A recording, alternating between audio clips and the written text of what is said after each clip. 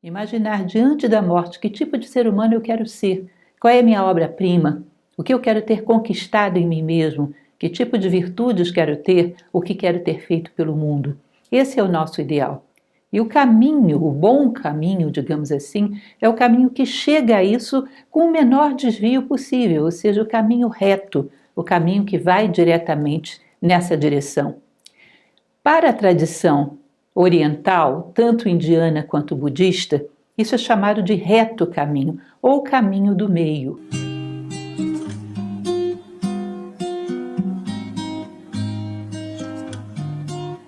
Olá! Hoje estamos aqui para um bate-papo bastante especial. Vamos falar um pouco a respeito do que seria um bom caminho para o ser humano. É claro que quando a gente fala bom caminho, já parece uma coisa conservadora, antiquada, aqueles pais de antigamente que diziam que eu quero que o meu filho siga o bom caminho, ou seja, gera um certo preconceito.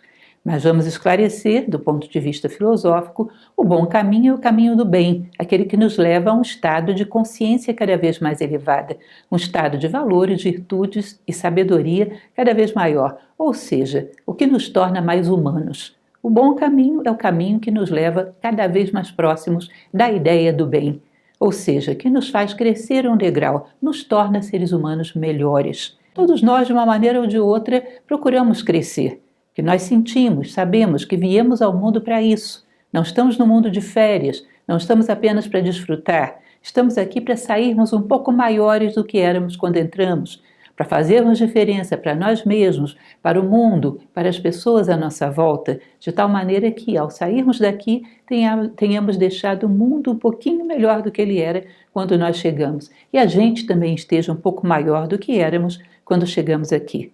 Bom, isso dito, nós podemos entender que existe, então, um caminho mais fácil, um caminho reto, um caminho que poupa todos os desvios e que nos leva muito diretamente a esse ideal que nós estamos buscando, de maximizar as possibilidades da nossa vida para sermos um ser humano melhor. Como eu tenho dito em várias palestras, imaginar diante da morte que tipo de ser humano eu quero ser, qual é a minha obra-prima, o que eu quero ter conquistado em mim mesmo, que tipo de virtudes quero ter, o que quero ter feito pelo mundo. Esse é o nosso ideal. E o caminho, o bom caminho, digamos assim, é o caminho que chega a isso com o menor desvio possível, ou seja, o caminho reto, o caminho que vai diretamente nessa direção. Para a tradição oriental, tanto indiana quanto budista, isso é chamado de reto caminho ou caminho do meio. E nós vamos falar um pouco a respeito dessa tradição, que vai nos falar que esse caminho ele é composto por 8 fases, por 8 requisitos, que é a tradição budista. Não é o nosso intuito aqui desdobrar detalhes da tradição budista, esse não é o intuito da palestra, mas falarmos um pouco a respeito desses 8 itens, dessas 8 recomendações que o budismo nos dá para que a gente possa ver se estamos indo no caminho mais curto, se estamos indo no Dharma, porque o Dharma é exatamente isso. Uma vez li um poema oriental que dizia que o Dharma é o braço de Deus estendido sobre o cosmos. É o caminho mais direto para voltarmos à unidade. É o caminho mais direto para chegarmos à máxima perfeição que podemos alcançar enquanto seres humanos. Então, estar alinhado com o Dharma seria o reto caminho, o caminho do meio, aquele que nos ofereceria menor resistência, ou seja, maior realização e maior felicidade. Vamos entender como isso é visto a partir do budismo? Bom, disse que Siddhartha Gautama, o Buda, quando ele se iluminou, ou seja, quando chegou à sabedoria, no seu primeiro discurso, ele falou a respeito das 4 nobres verdades e do nobre e óctuplo caminho, que é o caminho para superar o sofrimento. A questão do sofrimento e da dor é uma questão central dentro da doutrina budista. Siddhartha Gautama, o Buda, procurou durante toda a sua vida uma forma, comprometeu-se com isso, de encontrar uma forma em que o homem superasse a dor, superasse o sofrimento, que ele não fosse constantemente torturado pelas grandes dores da vida, a velhice, a doença, a morte, que ele pudesse passar por todas essas coisas sem ser tão duramente atingido, ou seja, um caminho para a superação da dor. E quando ele se ilumina, no seu primeiro sermão, ele vai falar sobre esse caminho que ele encontrou. Ele vai falar que existem 4 nobres verdades. Bem resumidamente, como eu falei para vocês, o objetivo dessa nossa palestra não é falar sobre a doutrina budista, mas bem resumidamente, a primeira nobre verdade é aquela que fala sobre a dor, que a dor existe, e a dor está diretamente ligada à impermanência. As coisas do mundo manifestado, todas são impermanentes. Tudo que você possa imaginar à sua volta, ou mesmo esse veículo que utilizamos, tudo isso é passageiro. Num determinado momento não teremos mais essas coisas. Portanto, a dor está ligada à impermanência. Ela faz parte do universo manifestado e está ligada a esse fato de que as coisas são passageiras. Essa é a primeira nobre verdade. A segunda nobre verdade vai falar sobre a origem da dor. O que faz com que nós soframos? Bom, a dor está ligada à impermanência, mas por que a gente sofre? Porque nos apegamos àquilo que é impermanente.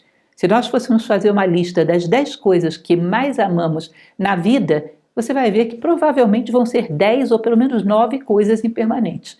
Nós dificilmente colocamos nessa lista a justiça, a bondade, a fraternidade, a essência de um outro ser, mais a sua encarnação física, não é? Ou seja, buscamos coisas físicas, coisas manifestadas, coisas passageiras. Somos muito apegados a essas coisas. Quando nos apegamos àquilo que necessariamente vamos perder em algum momento, é claro que a gente vive no compasso de espera dessa perda e já com medo da perda. Quando você ganha algo que eu te digo é por pouco tempo, desde o primeiro momento que você desfruta desse algo, vem junto com o desfrute o medo de perdê-lo. Que a vida vai ser aquele compasso de espera, aquela contagem regressiva para perder aquilo ao qual estou tão apegado. Ou seja, a vida se torna um vale de sofrimentos, porque é uma perda depois da outra, uma vez que essas coisas não podem ser retidas. Faz parte da lei da vida todas as coisas do mundo manifestado serem passageiras. Portanto, sobre a origem da dor, a origem da dor vem do nosso apego a coisas passageiras, a coisas que necessariamente vamos perder. A terceira nobre verdade, ela vai nos falar sobre a superação da dor.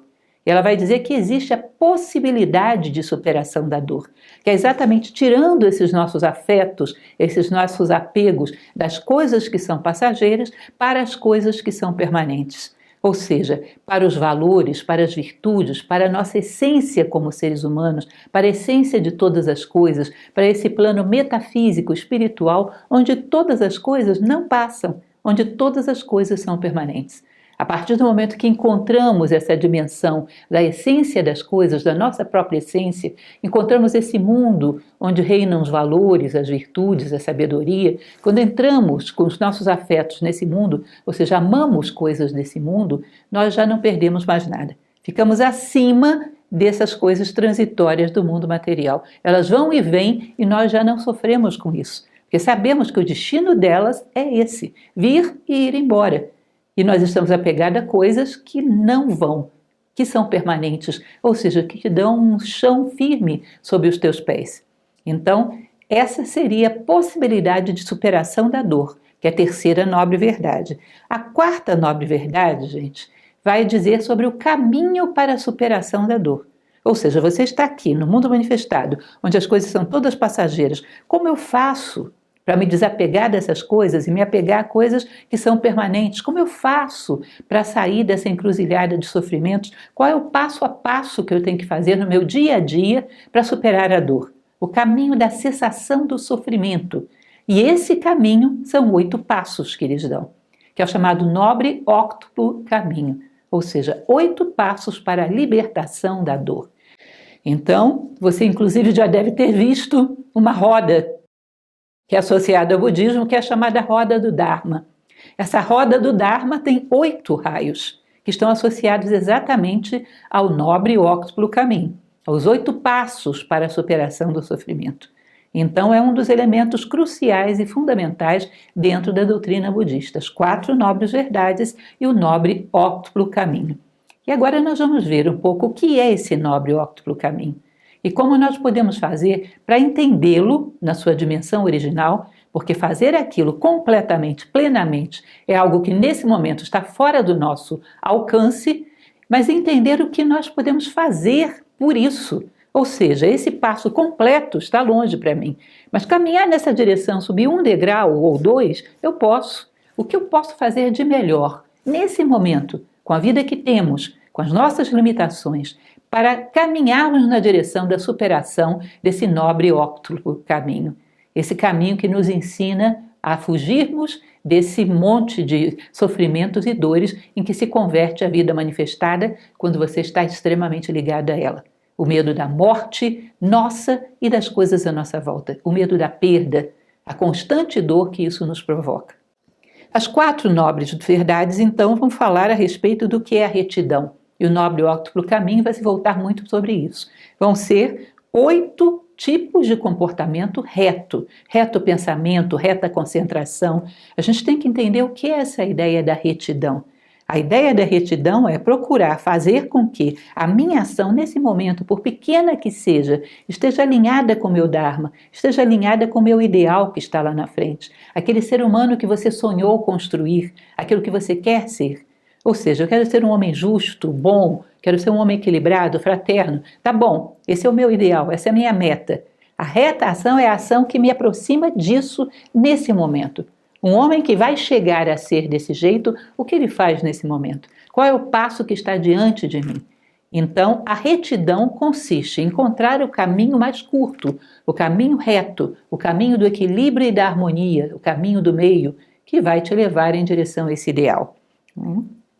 Que é sempre baseado na moderação e na harmonia. Essa é a ideia que nos mantém ali no caminho do meio. A moderação quanto aos excessos e a harmonia, tanto interna quanto externa.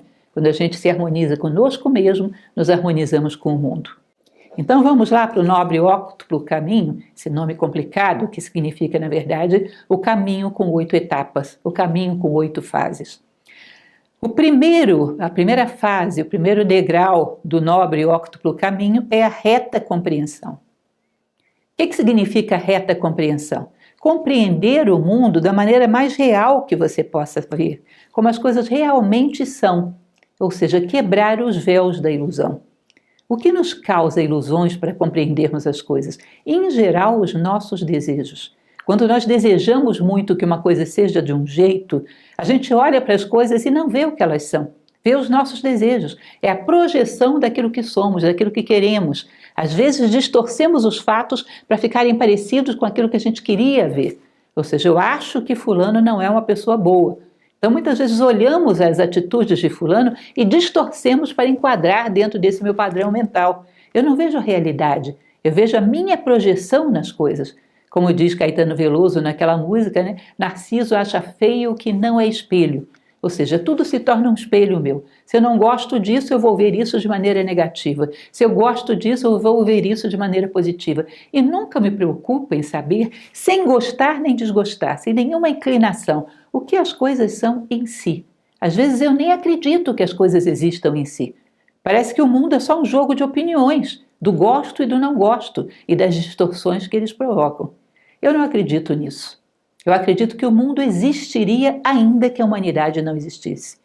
Que existe uma verdade no mundo em si, independente de nós gostarmos ou não delas. Se não houvesse humanidade, as coisas estariam aí e continuariam o seu caminho. Ou seja, há uma verdade das coisas. E a reta compreensão busca essa verdade. Busca romper os véus da ilusão.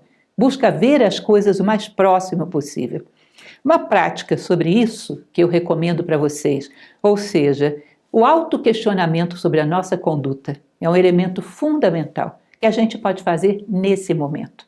Como eu recomendo você fazer isso? Praticar a reta compreensão sobre si mesmo, porque é de onde tudo começa. A reta compreensão vem, em primeiro lugar, de compreendermos a nós mesmos, depois de jogarmos essa compreensão, projetarmos essa compreensão sobre o mundo, que foi afiada, que foi afinada, utilizando em nós mesmos. Tá?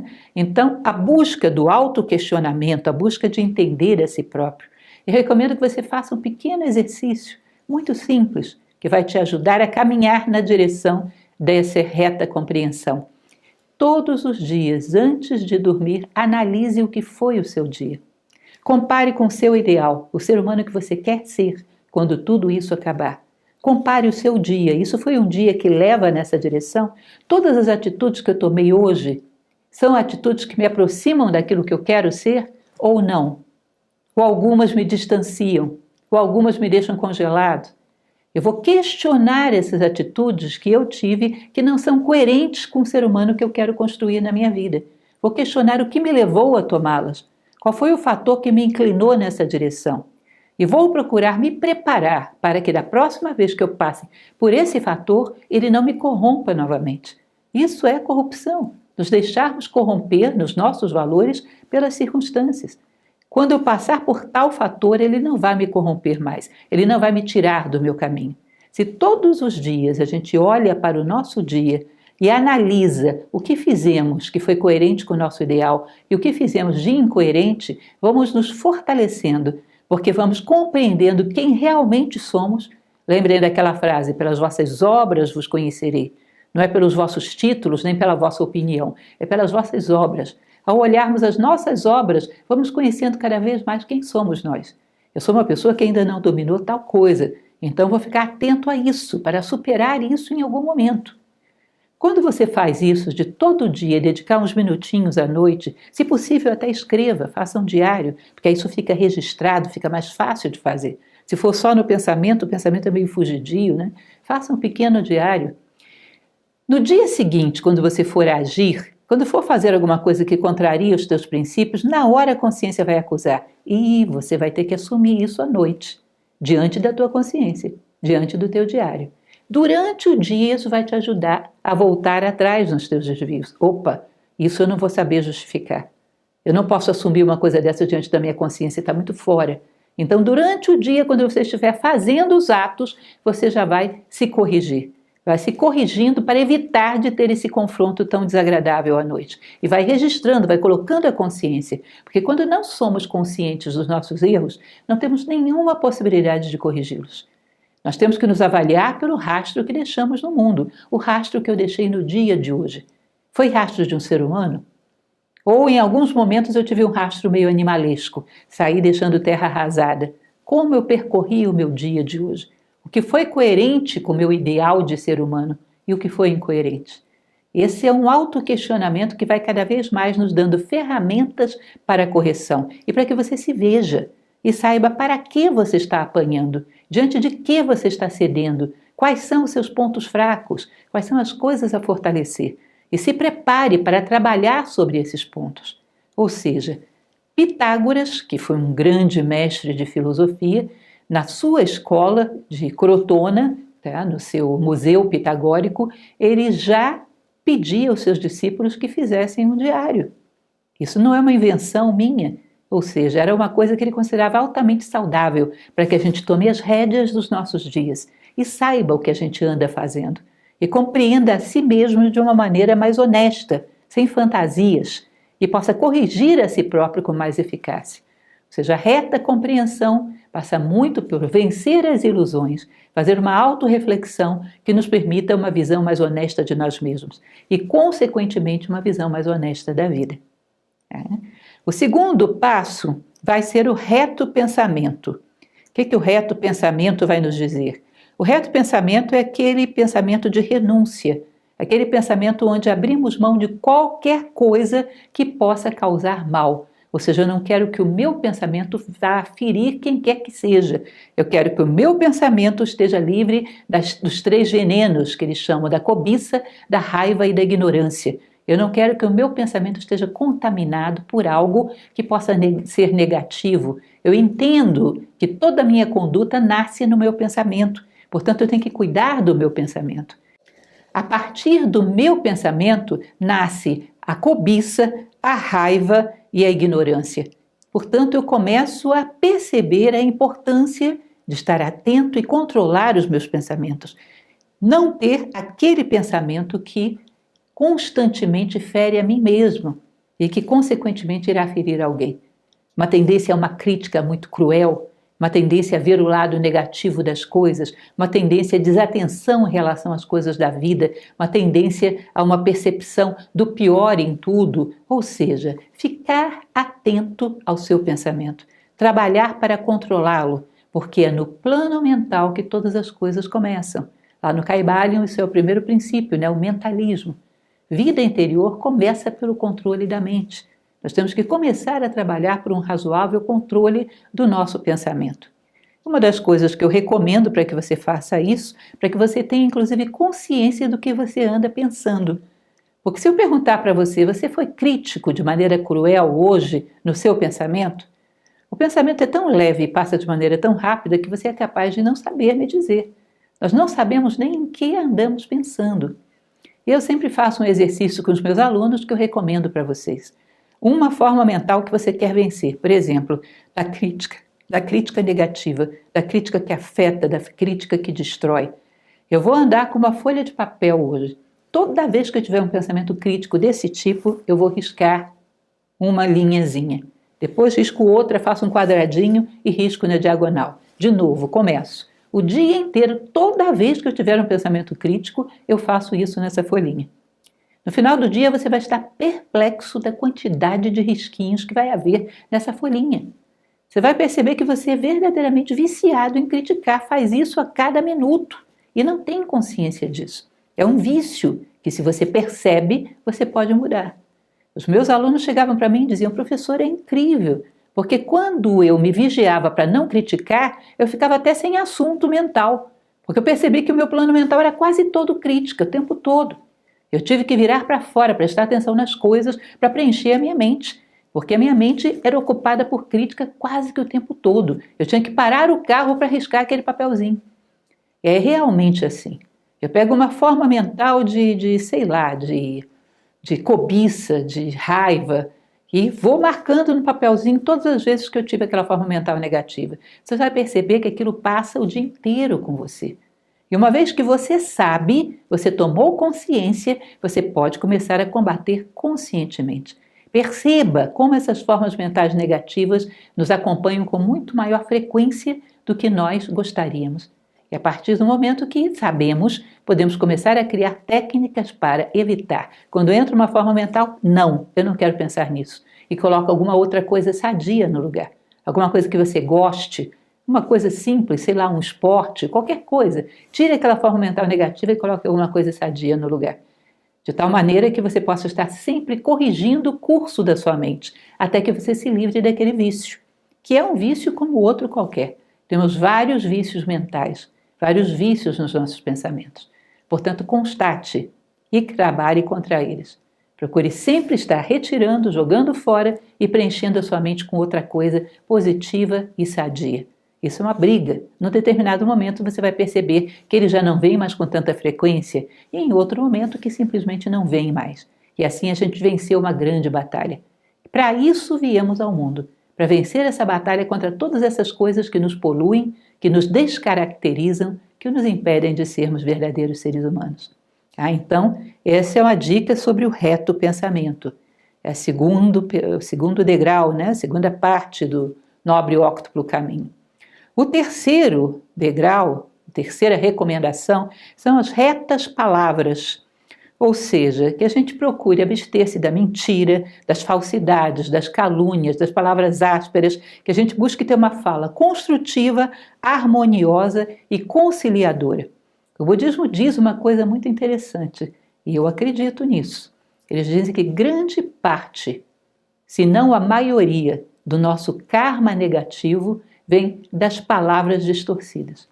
Ou seja, se você considera todos os erros que cometeu na vida, a maioria deles foram palavras mal expressas, palavras malditas, palavras atravessadas, palavras de calúnia, de mentira, de ofensa, palavras de crítica maldosa. Ou seja, a maior parte dos nossos erros da vida, nosso karma negativo, na sua maioria, foram más palavras.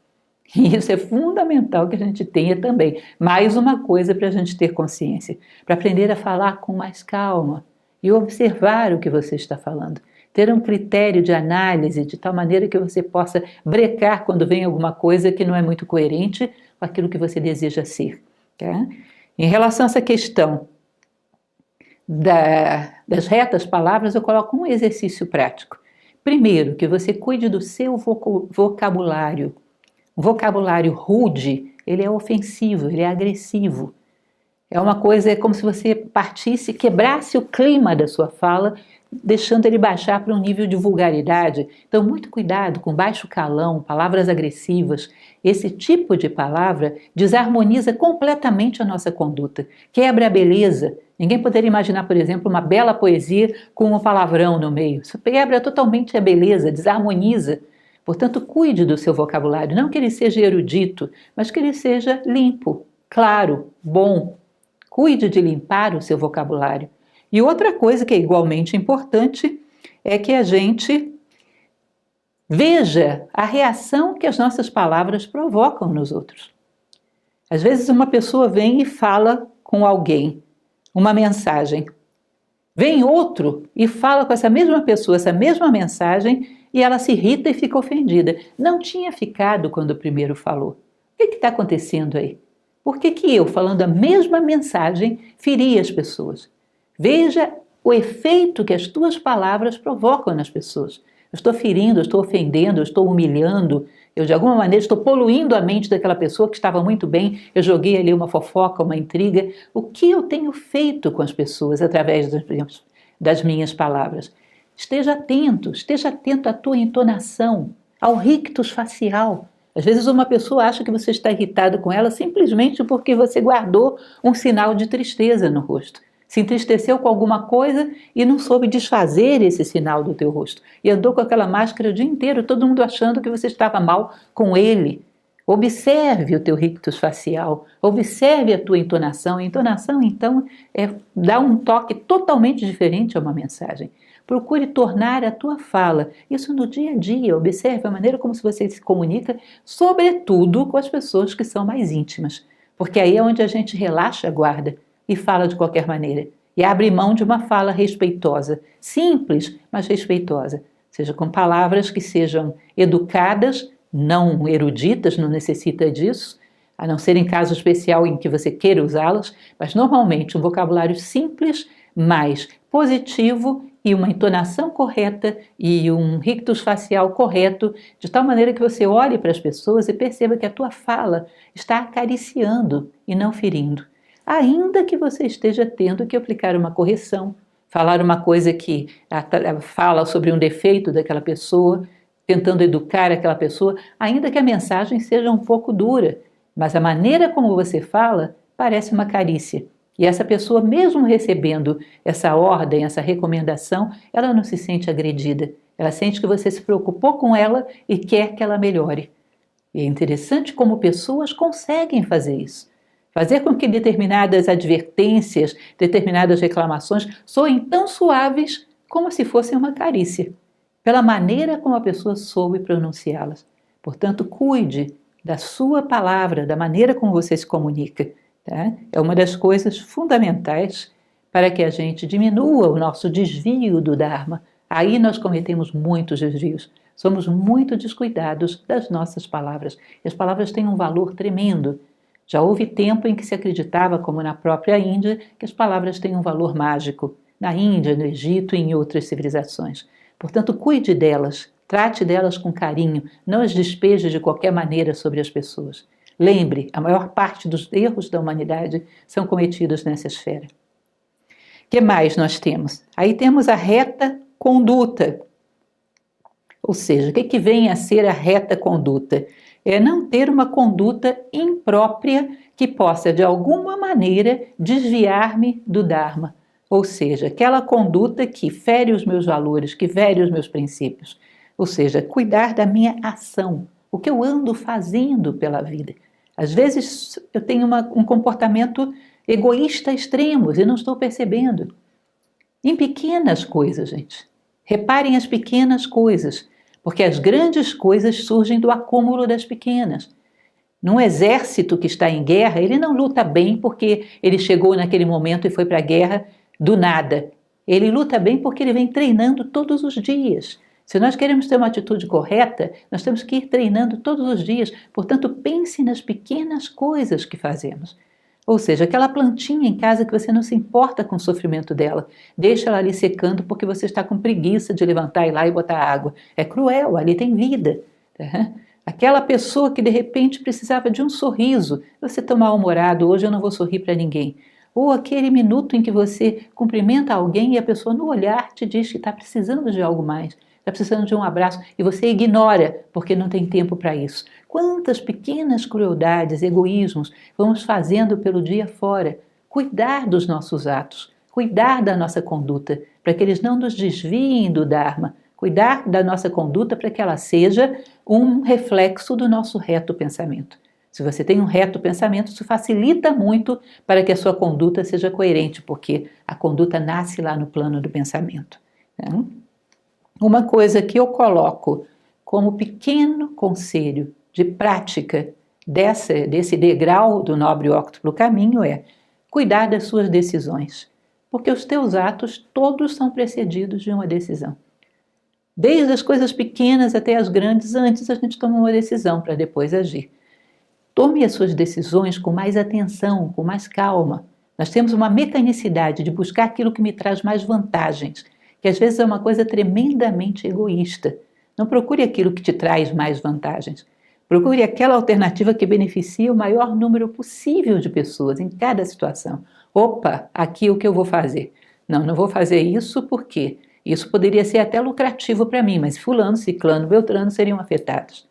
Opa, aqui eu não vou pensar tal coisa, porque se eu me disperso e gero esse tipo de pensamento, daqui a pouco eu influencio outras pessoas que me vendo dispersos vão ficar dispersos também. Ou seja, cada pequena coisa que você pensa, sente, fala, age, tome cuidado que as decisões não sejam egoístas. Tome cuidado para que as decisões sejam baseadas num conjunto maior de seres humanos beneficiados, e não apenas você. Se cuidamos das nossas decisões, os nossos atos serão menos distorcidos. Haverá aí menos crueldade, haverá aí menos violência, aí haverá muito menos desvio do Dharma, se você cuida do momento da decisão. Sempre procurando ampliar a sua esfera de preocupação. Mais gente, não só a tua pele, não só o teu benefício, mais gente, um conjunto maior de seres humanos. Porque o ideal é que um dia a gente pense em toda a humanidade. É para isso que caminhamos. Um dia, lá na frente, quando formos bem mais sábios, nós consideraremos toda a humanidade antes de tomar qualquer decisão. Nesse momento, o máximo que eu posso. Seguindo adiante, reto meio de vida. Ele vai dizer que o reto meio de vida é um modo de vida equilibrado, que nem tende para o perdulário, nem para o mesquinho. Nem aquele modo de vida onde você acumula recursos, nem aquele que você desperdiça tudo, mas equilibrado, que atende à lei da necessidade da vida e que não fere nenhum dos teus princípios, nenhum dos teus valores. Ou seja, segundo isso, você não poderia ter uma profissão, um ato que diretamente fere as pessoas. Teria que questionar se aquilo que você está fazendo para obter a sua sobrevivência não é algo que impede o outro de seguir a sua sobrevivência sadia também, de obter a sua sobrevivência sadia. Então, que tem esse critério de analisar. Avaliar de forma sensata se o nosso modo de vida não fere diretamente alguém. A maneira como eu faço tal coisa, a maneira como eu faço uma venda, eu minto para as pessoas, a maneira como eu atendo uma pessoa, eu sou realmente aquela pessoa gentil, ou estou usando uma máscara até que ela feche o negócio. Ou seja, a maneira como eu ganho a minha vida e também o tipo de trabalho que faço. Agora, com lucidez, vamos ter cuidado, porque se começarmos com um critério não lúcido, vamos sair pedindo demissão mais de metade da humanidade. Nós temos que entender que uma coisa que faz mal a alguém, um modo de vida indigno, é aquilo que de alguma maneira fere diretamente o outro. Sei lá, você é um vendedor de droga, não tem nem o que questionar. Você é um gerador de pornografia, não tem nem o que questionar. Agora, se por exemplo você trabalha numa fábrica de bebidas, essa bebida não foi feita para embriagar as pessoas. As pessoas podem beber socialmente. Muita gente gosta de beber. E isso não tem nada de mal. Não tem nada de mal que alguém num jantar, no encontro social, beba ali seu vinho, sua cervejinha. Isso não é nenhum pecado capital. A bebida não foi criada para gerar a embriaguez, a doença da embriaguez. Ela foi gerada para gerar esse consumo social sadio. E, portanto, o excesso não é culpa dela. É como se você não pudesse trabalhar numa fábrica de chocolates porque existem chocólatras. Mas o chocolate não foi feito para os chocólatras. Foi feito para aqueles que têm um consumo normal, que gostam, apreciam e consomem moderadamente, não é? Portanto, você não pode dizer, não trabalho numa fábrica de chocolate porque tem viciados em chocolate. Isso não é uma relação direta. Esse objeto não foi feito para prejudicar as pessoas. Agora, quando se usa mal as coisas, todas elas podem ser prejudiciais.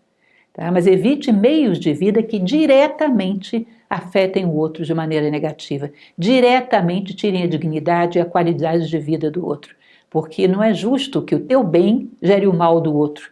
Isso é uma das coisas mais imorais da história da humanidade, que aquilo que me beneficia traga prejuízo para os demais, que o meu prazer dependa da dor do outro, que a gente não pode admitir esse tipo de modo de vida. E isso é o que diz esse degrau, do reto meio de vida. Continuando, reto esforço. O reto esforço é aquela disposição positiva que temos sempre para mudar para melhor, aproveitar toda a oportunidade que temos para crescer. Oba, tal coisa é desconhecida, mas quem sabe nesse ponto desconhecido não está a minha oportunidade de conhecer melhor a mim mesmo e ao mundo. Aquela vontade que a gente tem de se tornar um ser humano melhor do que éramos no passado. Esse referencial que a gente tem de um ser humano sábio, nobre, bom e de querermos chegar lá, esse reto esforço é aquele que não nos deixa congelarmos no nosso caminho evolutivo. Ou seja, que a gente procure cultivar essa retidão no nosso esforço. Qual é o conselho prático que eu dou em relação a esse degrau? Cuidado com a preguiça. Essa é uma coisa prática que a gente pode fazer.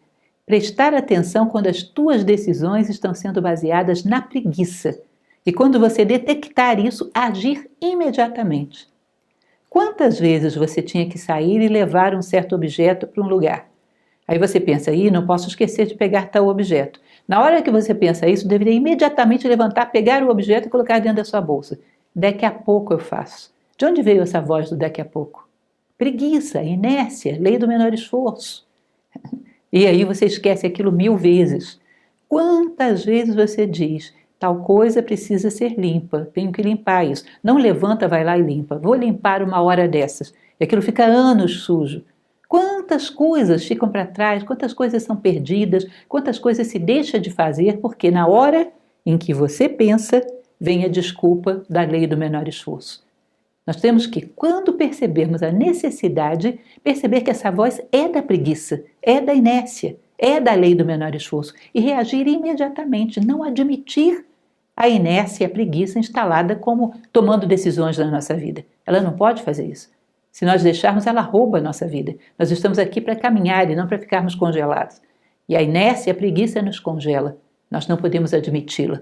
Como eu falo em uma outra palestra, você tem que imaginar como se fosse um inseto pousado em você. Você viu, imediatamente joga fora. Ninguém vai ficar olhando e deixando um inseto caminhar sobre a sua pele. E imediatamente viu, reage. Porque assim você vai estar sempre canalizando um reto esforço. Vai estar sempre proativo. Vai estar sempre buscando o próximo degrau para o seu crescimento. Então, coisas práticas, simples, que dá para a gente fazer. Reta atenção. A reta atenção consiste em você desenvolver consciência do corpo, da fala, da mente, ou seja, estar atento às coisas que estão aqui agora. O que eu estou falando, o que eu estou sentindo, o que eu estou pensando, o que eu estou projetando em vocês. De maneira prática, o que seria uma boa prática da reta atenção? Como dizia Carl Jung, estar com corpo e mente juntos o tempo todo. Viver o momento presente com toda a sua intensidade. De tal maneira que você perceba que esse momento é o único que você tem. O passado já foi, o futuro está por diante, você só tem esse momento. E é nesse momento que você tem que ser realizado, ser feliz ou não será nunca.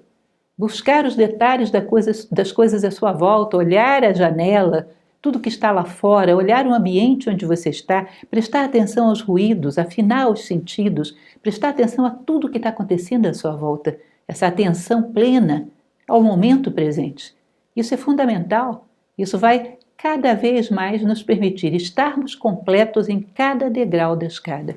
Ou seja, se eu quero chegar a um mundo onde eu serei mais completo do que hoje, cada degrau eu tenho que estar cada vez mais completo, inteiro no momento presente. Cuidado com o roubo da nossa atenção. A atenção correta nos ensina a manter a consciência de como as coisas realmente são.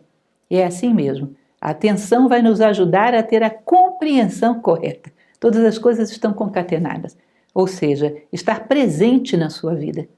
Eu aconselho que você procure sempre que lembrar, estar consciente de tudo que acontece à sua volta. Para um minuto, ouve todos os ruídos, olha para todos os detalhes, sente a superfície que você está tocando, ou seja, sente aquele ambiente onde você está. Entra em conexão profunda com a vida. Isso vai começar a te ensinar cada vez mais coisas a respeito de como a vida é, de como os acontecimentos ocorrem. Isso vai te trazer cada vez mais sabedoria. Saiba que o grande mal do nosso tempo, entre muitos outros, é claro, um dos grandes males é a dispersão.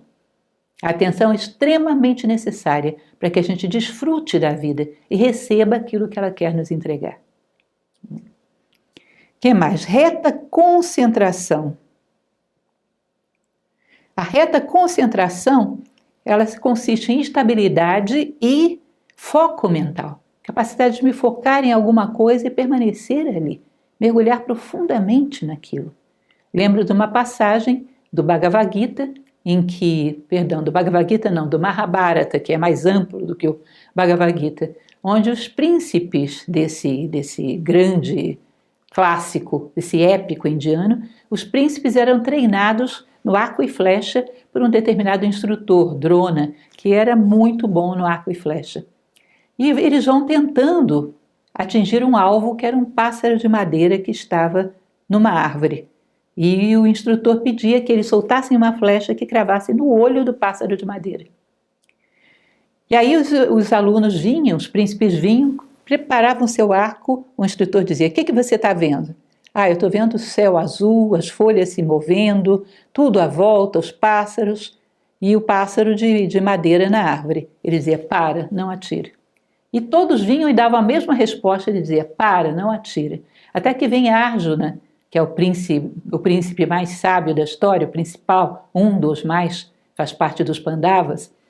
Ele pega e estica o seu arco. E aí Drona pergunta para ele: "O que você está vendo?" O olho do pássaro. Que mais? Nada mais, só o olho do pássaro. Agora pode atirar. E ele atira e o seu foco é preciso, ele atinge o seu alvo. Tem que haver determinados momentos que a gente tenha o poder de concentrar a nossa atenção sobre alguma coisa. Você percebe o quanto isso é difícil quando tentamos, por exemplo, fazer uma leitura, quando tentamos nos concentrar sobre um problema que precisamos resolver. A tendência à dispersão é muito grande. Já falamos sobre isso lá na atenção e aqui voltamos a falar. Portanto, eu recomendo a você, como uma orientação prática para que a gente chegue mais perto dessa reta concentração, fazer exercícios de concentração. Porque é uma prática, é quase que uma ginástica mental, de você conseguir segurar o foco do teu pensamento todo numa mesma direção. É como se fosse um raio laser, né? Concentra toda a luz num único grau. E isso tem um poder muito grande. Como é difícil hoje para um homem se dedicar a uma leitura mais longa sem estar se dispersando 3, 4 vezes a cada página. A capacidade de se concentrar pode ser treinada. Eu recomendo a vocês um exercício que talvez já tenham ouvido falar, que é o Tratak, que consiste numa coisa muito simples, uma circunferência numa folha de papel com um ponto no centro. Essa circunferência com ponto no centro, você tem que ficar olhando para esse ponto, tentando se concentrar, tentando não pensar em nenhuma outra coisa. A ideia é que a concentração ideal aconteça quando você deixa de ver a circunferência e só vê o ponto. É interessante porque é uma coisa que exige muito esforço, muita paciência, porque no início não some nada. Aí você começa a ver duplicado o ponto, é aquela confusão. Lá pelas tantas, depois de muito insistir, você começa a ver a circunferência acender e apagar, ou sumir pedaços dela.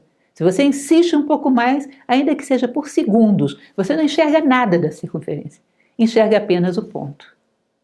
Você vai dizer: que grande coisa eu ganhei com isso. Ganhou sim, vai ler um livro para você ver que nível de concentração você consegue agora.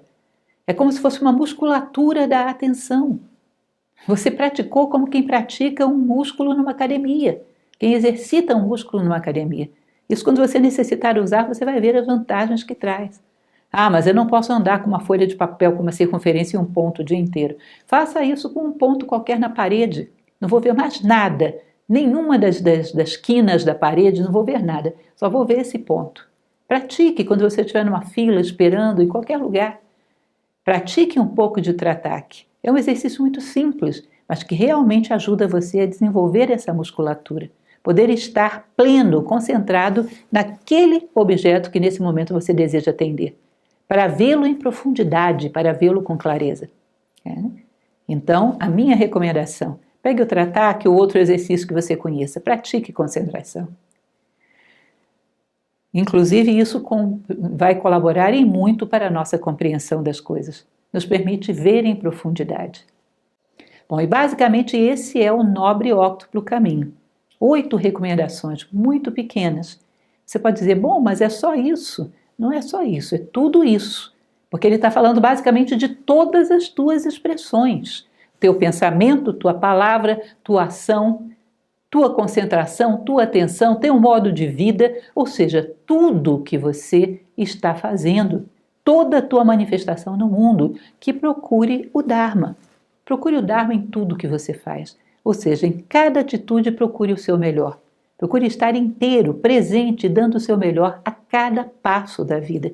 E isso vai cada vez mais corrigindo, tirando os vícios, cortando as arestas, polindo as arestas, cada vez mais nos aproximando desse caminho, que é o caminho de menor resistência para a realização, para a felicidade, para a harmonia com a natureza interna e exterior, ou seja, para a vida humana propriamente dita.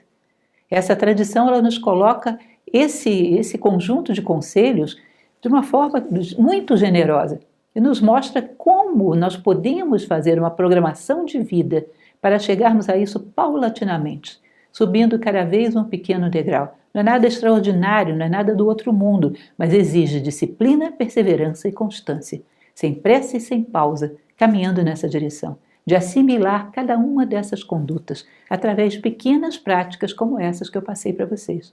Bom, consegui isso, vou tentar uma prática um pouco mais avançada, vou cada vez mais alinhando com o meu caminho, até que um dia eu confio, e confio realmente, que todos nós seres humanos seremos capazes de atingir esse caminho do meio, esse reto caminho que nos leva à superação de tudo que é dor, de tudo que é sofrimento, e nos torna capazes de também conduzir a humanidade nessa direção. Eu espero que vocês possam refletir um pouco sobre isso, vejam como são coisas factíveis, que se animem talvez a tentá-las, talvez a fazê-las, vendo que é algo que está dentro da nossa esfera de ação e acreditando no benefício que isso pode nos trazer. Um grande abraço para você.